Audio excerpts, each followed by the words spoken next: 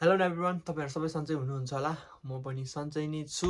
So आजको यो भिडियोमा चाहिँ म तपाईहरुलाई एसएसडब्ल्यू नी एक्जामको चाहिँ एक्जाम डेट रिजर्भ चाहिँ कसरी गर्ने, डेट रिजर्भ गर्नु सम्मको प्रोसेसहरु के कस्तो हुन्छ, सम्पूर्ण कुरा डिटेलहरु चाहिँ म आज तपाईहरु सामु मैले प्रोसेस गर्न गइरहेको छु। तपाई कुन फिल्डमा काम गर्ने हो त्यो सेक्टर अनुसार फरक पर्छ है।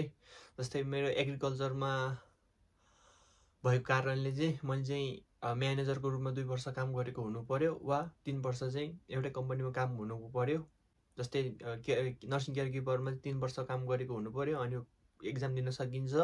फुड सर्भिसमा पनि त्यही नै होला हैन, 2 वर्ष 3 वर्ष गरेको हुनुपर्छ अनि मात्रै एक्जाम गर्न सकिन्छ लेखिदिएको हुन्छ है त। सो अहिले चाहिँ म एग्रिकल्चरको केसमा भएको कारणले एग्रिकल्चरको बारेमा भन्छु है त। त्यसको लागि सुरुमा तपाईहरुसँग हुनुपर्छ पेपे एकाउन्ट हुनुपर्छ है त। 15,000 हुनुपर्छ।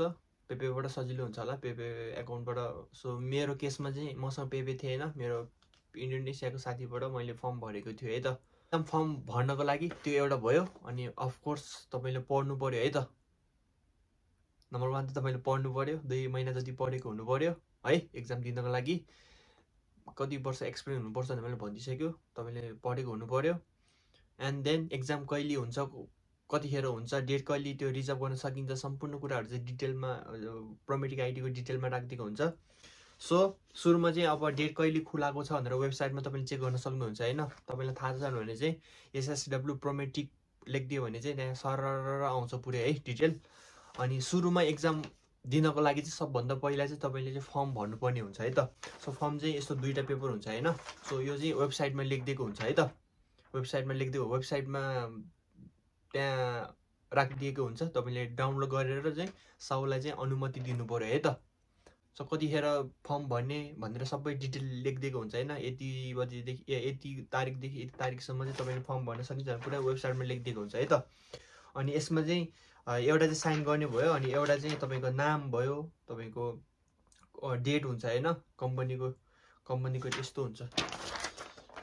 यो एउटा पेपर र यो एउटा पेपर हुन्छ हैन। त्यति भन्दै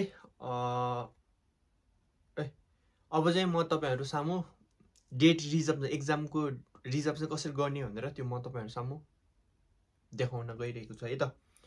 सो सुरुमा तपाईले प्रोमेटिक भनेर हैन त्यहाँ देख्न सक्नुहुन्छ। वेबसाइटमा जानु पर्यो। वेबसाइटमा गइसकेपछि चाहिँ तपाईले चाहिँ आफ्नो प्रोमेटिक आईडी हाल्नु पर्यो हैन। अनि प्रोमेटिक आईडी हाल्दाखेरि चाहिँ मेन कुरा तपाईले कसरी भन्दाखेरि तपाईले एसएसडब्ल्यू प्रोमेटिक भनेर तपाईले सर्च गर्नु होला। यसरी आउन सकिन्छ। त्यसपछि आफ्नो कुन फिल्ड हो हैन। जस्तै मेन सपोज यसरी सुरुमा एसएसडब्ल्यू प्रोमेटिक एसएसडब्ल्यू नी प्रोमेटिक लेख्दियो भने सरर वेबसाइट आउँछ अनि वेबसाइटमा लेखिसकेपछि तपाईको कुन फिल्ड हो सबै त्यहाँ लेखिदिएको हुन्छ है त। यसरी लेखिदिएको हुन्छ। अनि मेरो चाहिँ एग्रिकल्चरको कारण भएको कारणले एग्रिकल्चरमा म गए। अनि त्यसपछि तल गइसकेर चाहिँ तपाईले लगइन भने त्यसमा राखेको हुन्छ। लगइनमा लगइन रिजर्भेसन डेट त्यसमा चाहिँ अनि आफ्नो प्रोमेटिक आईडी अनि पासवर्ड हाल्नु है त। सो मेन त्यति कुरा चाहिँ अब तपाईले के ध्यान दिनु होस् भन्दाखेरि चाहिँ प्रोमेटिक आईडी चाहिँ एउटा मात्र बनाउनु होला हैन। दुईटा जति बनायो भने चाहिँ त्यो चाहिँ कानुन व्यवहारित इलिगल हुन्छ है त। सो एउटा मात्र प्रोमेटिक नेपालमा तपाईले एक्जाम पास गरेर आउनु भइसकेछ भने त्यो प्रोमेटिक आईडी मात्रै युज गर्नु होला। पासवर्डहरु सबै याद गरेर राख्नु होला प्रोमेटिक आईडीहरु सबै है। त्यो भयो। आफ्नो प्रोमेटिक आईडी हाल्नु होला अनि त्यसपछि पासवर्ड हाल्नु होला एन्ड देन लगइन गर्नु होला हैन। लगइन गर्नु होला। लगइन गरेपछि यस्तो आउँछ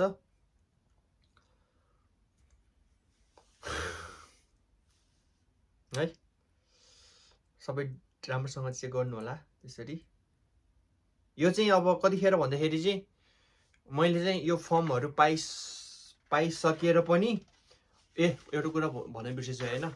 एक्जाम दिनु भन्दा अगाडि चाहिँ यो फर्म चाहिँ पीडीएफ वा त्यसले फोटो त्यसमा राख्नुपर्ने हुन्छ हैन। त्यो वेबसाइटमा राखिदिएको हुन्छ। कति एक्सपिरियन्स भने त्यो भनिसक्यो। त्यो राखिदिसकेपछि चाहिँ एक हप्तापछि चाहिँ तपाईको जीमेलमा चाहिँ एक हप्ता ठ्याक्कै एक हप्ता लाग्छ है त। एक हप्तामा चाहिँ तपाईको जीमेलमा चाहिँ एउटा भनौं न एउटा कोड पठाएको हुन्छ। त्यो एप्लिकेसन नम्बर पठाएको हुन्छ। त्यो एप्लिकेसन नम्बर युज गर्नुपर्छ है त। एन्ड देन हैन तपाई गर्नु होला। त्यसपछि ओके गर्नु होला, एग्रीमा गर्नु होला, एग्री एन्ड प्रोसिडमा गर्नु होला। यदि तपाईँको एग्रीमा गर्नु होला, यदि तपाईँको नेपालबाट पहिले बनाइसकेको प्रोमेडिक आइडी युज गर्दै हुनुहुन्छ भने चाहिँ तपाईँले चाहिँ एग्री एन्ड तलको चेन्ज एन्ड कन्फर्मेसन छ होइन, डेट रिजर्भ गर्नुभन्दा अगाडि चाहिँ होइन, तपाईँले नेपालमा पहिले बनाइसकेको छ भने चाहिँ तपाईँले चाहिँ एग्री त्यो चेन्ज एन्ड कन्फर्मेसनमा गरेर चाहिँ अहिले जुन लोकेसनमा बस्नु भएको छ त्यो ठाउँको चाहिँ जिसिओहरू होइन, एड्रेसहरू सबै चाहिँ तपाईँले राख्नु पऱ्यो है त। यो चाहिँ नबिर्सिनु होला, किनकि एक्जाम त तपाईँले यहाँ निको एक्जाम यहाँ बस्नुहुन्छ, तपाईँको पहिल्यै बनाइसकेको हुन्छ नि त प्रोफाइल, त त्यसलाई चाहिँ चेन्ज गर्नुपर्ने हुन्छ है त। सो प्रोफाइल चेन्ज गर्दा चाहिँ तपाईँले के ध्यान दिनुहोस् भन्दाखेरि चाहिँ धेरैजनाले मिस्टेक गर्नुहुन्छ होइन, मैले नि धेरै समस्या भयो है त्यसमा चाहिँ। तपाईँले चाहिँ सबै कुरा चाहिँ जापानिजबाट होइन त्यो नामहरू फर्स्ट नेमहरू सबै चाहिँ रोमाजीबाट लेख्नु होला होइन, रोमाजीबाट इङ्ग्लिसबाट लेख्नु होला है, नभए चाहिँ तपाईँको इरर देखाउँछ यसरी होइन।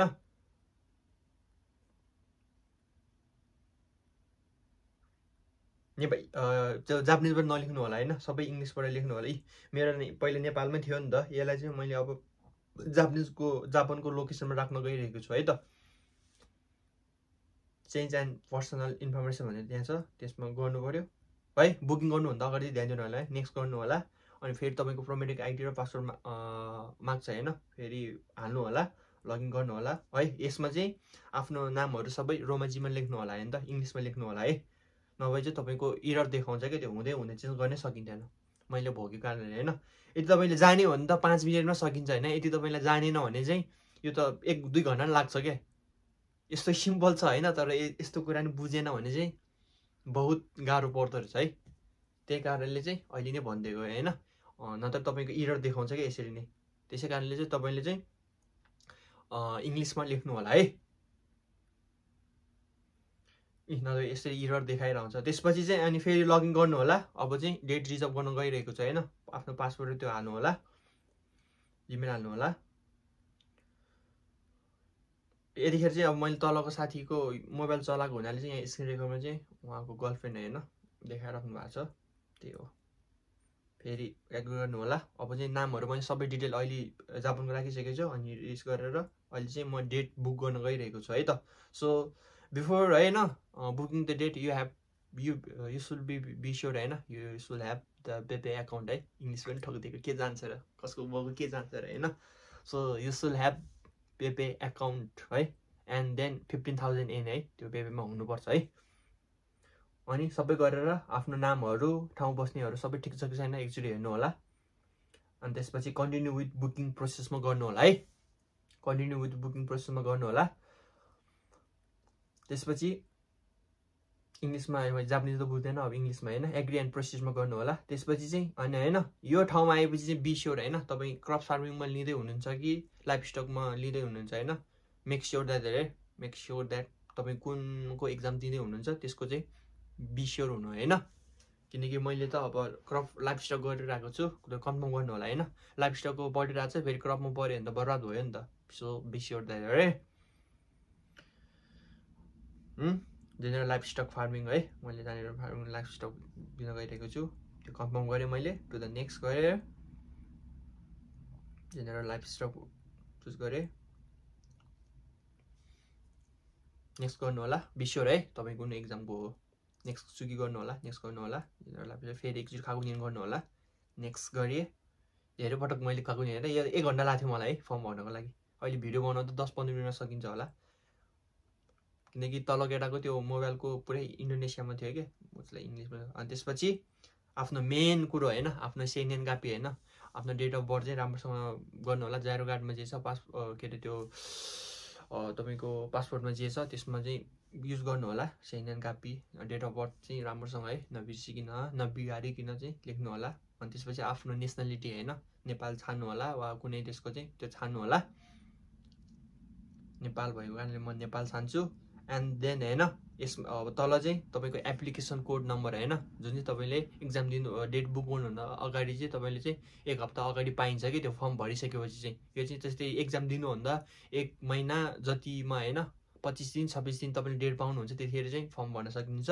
र तपाईँले त्यो सब्मिट गरिसकिसकेपछि चाहिँ त्यो यो पाउनको लागि चाहिँ तपाईँले जस्तै कम्पनीलाई रिक्वेस्ट गरेर 2टा फर्म होइन आफूले पनि गर्न सकिन्छ हैन, तर कम्पनीको स्ट्याम्प चाहिँ चाहिन्छ के त्यो है। त्यो पाएपछि चाहिँ तपाईले 1 हप्तापछि चाहिँ त्यो अनलाइनबाट हैन सकिन्छ। अनलाइनमा अपलोड गरिसकेपछि तपाईले चाहिँ 1 हप्तापछि चाहिँ मेल आउँछ है, त्यो दुईटा मेल। आफ्नो त्यो एप्लिकेसन नम्बर हाल्नु होला हैन, जीमेलमा आउँछ। त्यसपछि आफ्नो डेट हैन, कहिले डेट युज गर्ने, डेट तपाई अब कुन दिनको डेट लिने हो त्यो आफ्नो इयर छान्नु होला, मन्थ अनि डेज हैन, ठ्याक्क लगाएर डेट छुन्नु होला। अनि आफ्नो कुन लोकेसनमा बस्ने, कुन डिस्ट्रिक्टमा बस्दै हुनुहुन्छ, त्यो कुन भनौँ न कुन प्रिपेक्चरमा एक्जाम दिने हो त्यो गर्नु होला।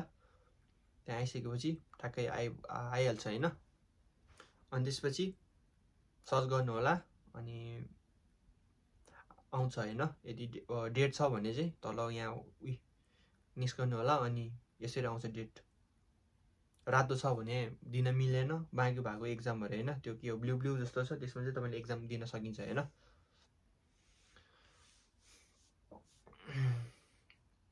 ब्लूमा आफ्नो डेट हैन कतिखेर मिल्छ त्यहाँ समय गर्नु होला। अनि त्यो भन्दा अगाडि चाहिँ है, त्यो भन्दा अगाडि अझै बिस्योर हुनेला तपाईले एउटा फोटो चाहिँ खिचेर राख्नु होला। त्यतिखेर पनि खिच्न मिल्छ हैन, तर त्यो भन्दा अगाडि चाहिँ एउटा फोटो खिचेर राख्नु होला। त्यो फोटो यो फर्मको लागि हो के, यो चाहिँ अब तपाईले मैले फोटो पहिले खिचेर राखिसकेको छु, फोटो खिच्दै छु। यो चाहिँ के खासै कामै लाग्दैन, जे होस् तपाईको प्रुफको लागि हैन। मोबाइल पनि देखाइने हुन्छ, तर एउटा त्यसमा प्रिन्ट गरेर चाहिँ लिएर जानु होला हैन। यो चाहिँ फिर्ता पाइहाल्छ के देखाउनको लागि। अनि मेन भनेको हामीलाई चाहिने भनेको जाइरो कार्ड चाहिँदो रहेछ है, रेसिडेन्ट कार्ड भनौँ न। फोटो क्लिक गर्नु होला, नेक्स्ट अनि चुकी गर्नु होला, नेक्स्ट गर्नु होला। अनि त्यसपछि तपाईले पैसा तिर्ने पालो आयो हैन। त्यसैले बिफोर बुकिङ द एक्जाम हैन, so you should be sure that you should have 15,000 N in your पेपे अकाउन्ट है। त्यसपछि पेपे गर्नु होला, नेक्स्ट गर्नु होला। अनि त्यसपछि डाइरेक्ट पेपे अकाउन्टमा गइहाल्छ के है। त्यसपछि पैसा काटिन्छ अनि यस्तै एउटा तपाईको सब डिटेल आउँछ हैन। सो एक्जाम त्यो गर्दाखेरि चाहिँ बी श्योर हैन, तपाईको त्यो डेट चाहिँ है। मेन कुरो भनेको तपाईको त्यो डेट, आफ्नो नेसनालिटी र उ के डेट अफ बर्थ नेक्स्ट गर्नु होला। अनि फोन नम्बर राख्नु होला हैन, सर चाहिँ गर्नु हो हैन। यतिखेर त अब सबै भइसक्यो, अब नेक्स्ट लास्ट टाइम आइसक्यो हैन। सो एक्जाम फर्म भर्नु त पहिले तपाई त्यसपछि ओके हुन्छ, पेपेमा पैसा काटिन्छ।